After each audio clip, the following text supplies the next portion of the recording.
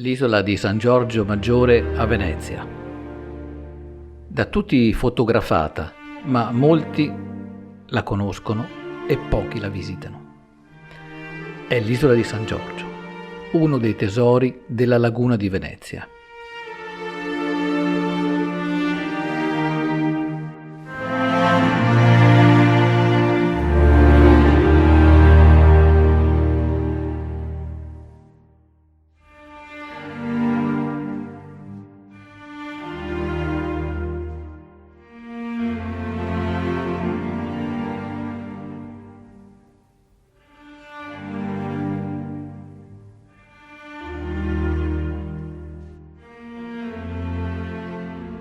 Spesso non viene visitata perché bisogna prendere un vaporetto, ma molti non sanno che da San Marco l'isola di San Giorgio è distante una sola fermata di vaporetto della linea 4 e che passa ogni 15 minuti.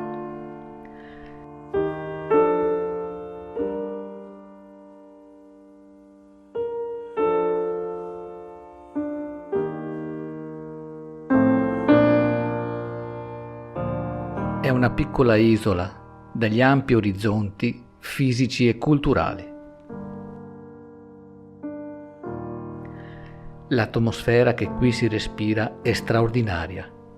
La folla, il turismo selvaggio e il rumore dei ristoranti è a soli 500 metri, separati dal bacino di San Marco. E guardate la facciata della Basilica di San Giorgio Maggiore. È stata progettata da Andrea Palladio e può essere ammirata fin da Piazza San Marco.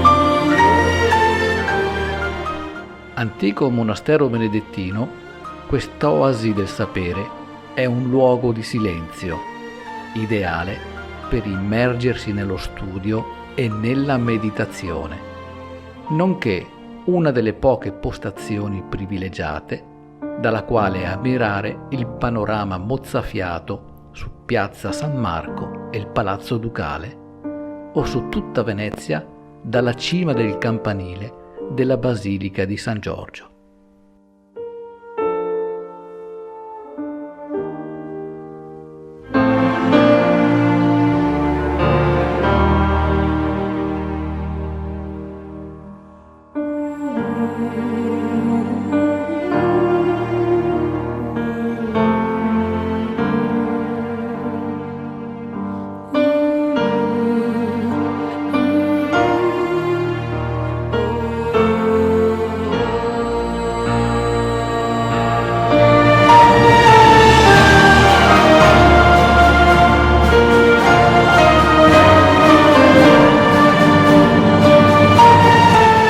Ebbene, Venezia riflette l'anima di chi la visita, offre un'opportunità per tutti, turisti mordi e fuggi, intellettuali, romantici, studiosi, curiosi, ma ricordatevi di rispettarla sempre e di amarla per quello che è, un antico, fragile gioiello dell'umanità.